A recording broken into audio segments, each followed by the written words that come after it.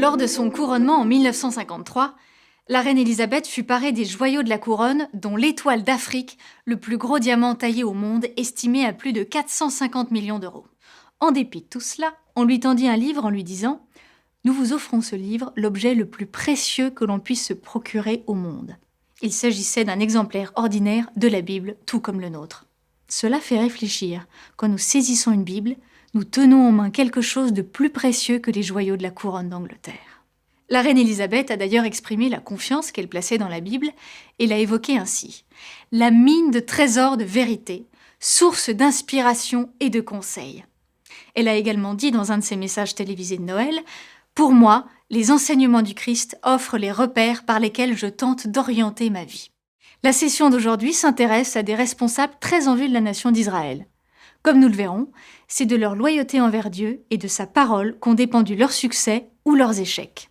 La plupart d'entre nous n'approcheront jamais les responsabilités que doivent assumer les chefs d'État. Mais nous pouvons tous mener une vie influente qui laisse des traces. Pour des premiers ministres, comme pour des ouvriers, la Bible est plus précieuse que les joyaux de la couronne. Bienvenue pour cette session 4, Juges et rois.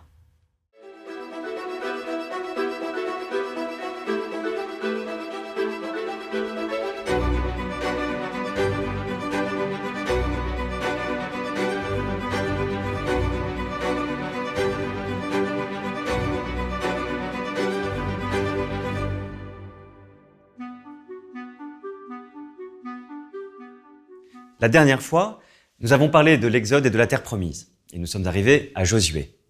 Voyons donc quelle place occupe ce livre de Josué en nous remémorant l'histoire jusqu'ici. Au commencement, Dieu créa un monde bon, et bien que les humains l'aient perverti, Dieu a décidé de lui redonner son état initial. Il a donc appelé Abraham et promis que sa famille serait source de bénédiction pour toutes les familles. Mais par l'intermédiaire de Joseph, Israël est descendu en Égypte, où il a été réduit en esclavage pendant plus de 400 ans, selon la Bible. Alors Dieu a envoyé Moïse pour les faire sortir d'Égypte à travers l'Exode, et finalement, Josué les a fait entrer dans la terre promise. Avec l'aide de Dieu, Israël a pris possession de la terre de Canaan. Vous connaissez peut-être l'histoire célèbre de la conquête de Jéricho. Les Israélites ont défilé 7 fois autour de la ville, puis ont sonné les trompettes, et les murs se sont écroulés. Ainsi, à la fin de Josué, Israël s'est installé dans le territoire que Dieu avait promis à Abraham et nous a dit « Le pays se reposa de la guerre ». Mais la suite de l'histoire n'est pas du tout et ils vécurent heureux pour toujours. Au lieu d'être la solution, Israël est en fait devenu une part centrale du problème. Le peuple de l'alliance avec Dieu s'est compromis avec les nations avoisinantes et a fini par vivre comme tout le monde.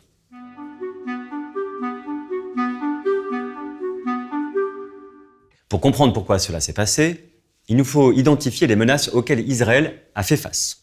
Tout d'abord, les religions de Canaan.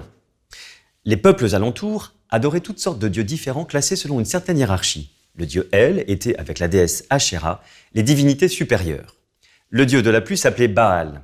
Les Cananéens pensaient qu'il contrôlait le cycle des récoltes. En fait, ces dieux cananéens étaient imprévisibles et d'humeur changeante. On les soudoyait alors pour obtenir qu'ils fassent ce qu'on leur demandait.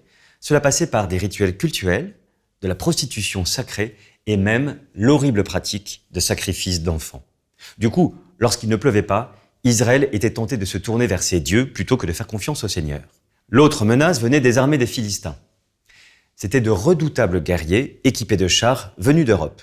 Leur combattant le plus célèbre s'appelait Goliath. Vous en avez peut-être entendu parler. Ces Philistins, avec les autres peuples alentours, représentaient une menace constante pour la sécurité nationale d'Israël.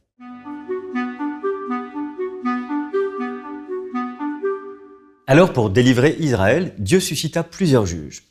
Ce n'étaient pas des magistrats de tribunal avec leurs robes, c'étaient des chefs charismatiques qui gouvernaient de façon juste et menaient des campagnes militaires pour défendre Israël. Il y en a eu 14 en tout, dont certains bien connus comme Gédéon, Samson et Samuel. Il y a également eu une femme juge, Déborah, vers 1100 avant Jésus-Christ. Elle est par la suite devenue une égérie du mouvement des droits des femmes au 19e et 20e siècle. La clé pour comprendre le livre des juges, c'est de le considérer comme une série de cycles, symbolisés par cette icône. Imaginez un CD rayé qui revient sans cesse à la même prise. D'après Juge 3, voici comment se déroule cette piste. Rébellion, verset 7. Les Israélites firent ce qui est mal aux yeux du Seigneur leur Dieu. Jugement, verset 8, le Seigneur se mit en colère contre eux et il les livra à leurs ennemis. Un sauveur, verset 9, le Seigneur leur envoya un sauveur.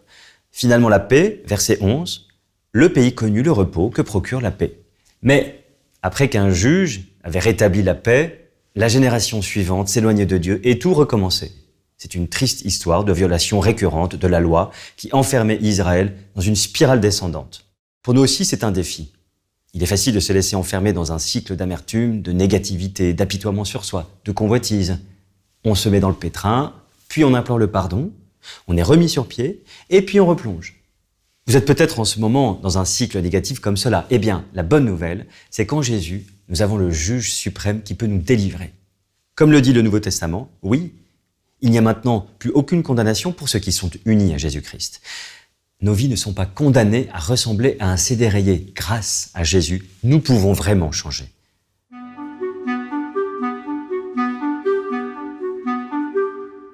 L'essentiel illustre le pétrin dans lequel Israël se fourrait en se détournant de Dieu. Certaines des choses qui y sont rapportées allaient contre la volonté de Dieu. Souvenez-vous bien de cela, en particulier quand vous lisez les sections narratives qui ne font que décrire ce qui s'est passé. Par exemple, le livre des juges s'enfonce dans un récit horrible de viol en réunion, de meurtre et dispersion des membres du cadavre. Le fait de simplement rapporter cette histoire suffit à montrer qu'Israël se fourvoyait vraiment. Mais vous avez peut-être repéré d'autres passages dans l'Ancien Testament où Dieu légitime l'usage de la force. Dans le livre de Josué, Dieu a appelé Israël à chasser les habitants du pays de Canaan. Il peut être difficile d'admettre que Dieu puisse autoriser l'usage de la force. Mais il faut se souvenir de certaines choses. Quand la Bible mentionne la ville de Jéricho, il ne faut pas que nous imaginions une ville comme Paris, avec ses millions d'habitants. D'après certains archéologues, Jéricho était une forteresse militaire abritant environ 100 soldats. Du coup, les seules femmes qui y vivaient étaient des prostituées. Et de façon remarquable, Dieu a fait en sorte qu'une d'entre elles, Rahab, soit protégée et figure plus tard dans l'arbre généalogique du Messie. Les actions d'Israël chassant les Cananéens étaient aussi une expression du jugement de Dieu face à d'horribles pratiques, dont le sacrifice d'enfants. Dieu ne se dressait pas contre leur ethnie, mais contre leur religion fausse et scandaleuse. Quand nous prenons du recul pour avoir une vue d'ensemble, nous constatons que l'intention de Dieu, en donnant à Israël la terre promise, était que ce soit une base à partir de laquelle il bénirait toutes les nations. Pendant la Seconde Guerre mondiale, les Alliés ont fait preuve de force et de violence pour délivrer l'Europe le jour du débarquement.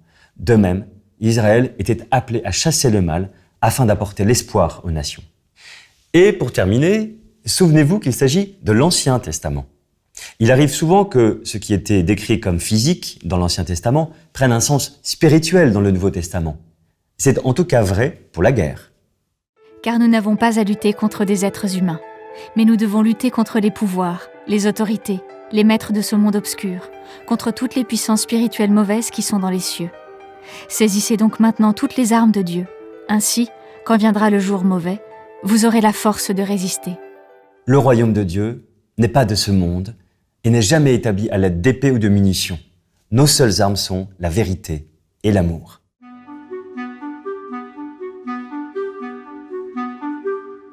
Situé à l'époque des juges, le livre de Ruth brille comme un diamant à l'état brut.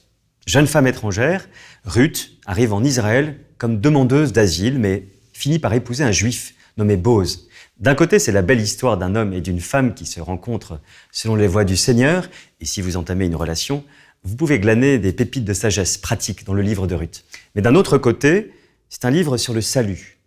On en trouve des indices partout. L'histoire se passe dans la ville de Bethléem.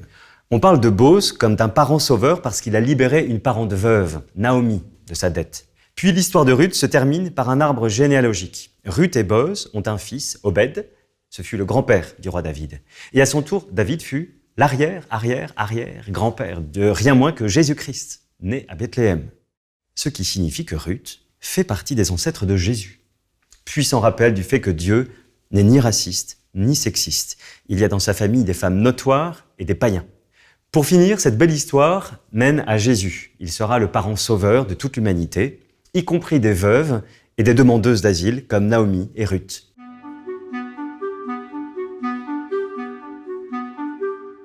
Le dernier verset des Juges souligne le besoin désespéré d'une bonne gouvernance pour Israël. À cette époque, il n'y avait pas de roi en Israël et chacun agissait comme il lui semblait bon. C'est alors qu'intervient Samuel, le dernier des juges qui désignera le premier roi d'Israël.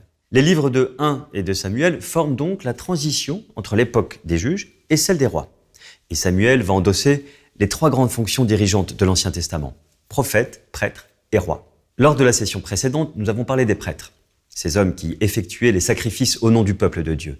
Dans la session suivante, nous nous intéresserons au rôle des prophètes qui transmettaient la parole de Dieu à son peuple. Mais pour l'instant, nous allons nous intéresser au rôle du roi en Israël.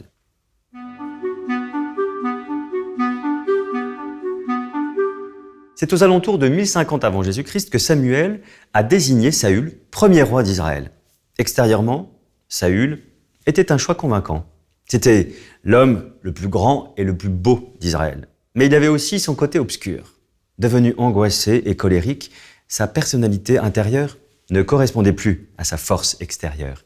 Il en a perdu sa stabilité mentale et a délibérément désobéi à Dieu à de nombreuses reprises. Saül illustre le danger de se fier aux apparences. Les muscles et la fortune ne donnent jamais la vraie mesure d'un homme. Alors, Samuel a été mandaté pour trouver le remplaçant de Saül, le roi David.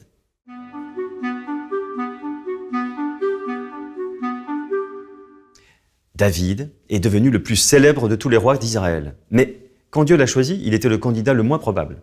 C'était le plus jeune et sans doute le plus petit de 8 frères dans la maison de Jessé. D'apparence, il n'impressionnait personne. Mais Dieu a su sonder le cœur de David et y a trouvé quelque chose d'autrement plus important.